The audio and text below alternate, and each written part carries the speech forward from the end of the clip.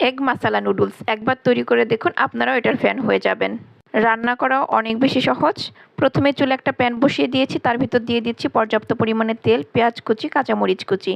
এটাকে একটু light colour করে ভেজে নিয়েছি। দিয়ে দিচ্ছি আদা রসুন বাটা, ভেজে নিচ্ছি। এখন দিয়ে দিচ্ছি 2টা ডিম। ডিম 2টাকে আমি একটু ভেজে নিব। এরপর আমি এর ভিতর অ্যাড করে দিচ্ছি হলুদের গুঁড়া 1/2 চা চামচ। একটু নেড়েচেড়ে ভালো মতো মিক্স করে দিচ্ছি। তারপর দিয়ে দিচ্ছি টমেটো সস 2 টেবিল চামচ। একটু নেড়েচেড়ে মিক্স করে দিচ্ছি। এখানে চাইলে আপনারা লাল মরিচের গুঁড়োটা ব্যবহার করতে পারেন, তবে আমি ঝাল কম দেবো বলে ব্যবহার করিনি। পর্যাপ্ত পরিমাণে পানি দিয়ে দিচ্ছি 1.5 কাপের মতো। তারপর দিয়ে দিচ্ছি 2 প্যাকেট নুডলস। একটু ঢেকে রান্না করে নিচ্ছি, ঢাকনা উঠিয়ে নিচ্ছি, নেড়েচেড়ে দিচ্ছি। তারপর নুডলসের মশলা অ্যাড করে দিচ্ছি।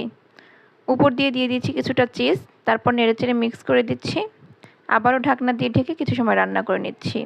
নুডলসটা এখন রান্না করা হয়ে গিয়েছে, একটু ভেজা ভেজা থাকতেই নামিয়ে নিতে হবে। এটা এভাবে খেতে কিন্তু অনেক বেশি মজার, ছোট থেকে বড় সবাই অনেক বেশি পছন্দ।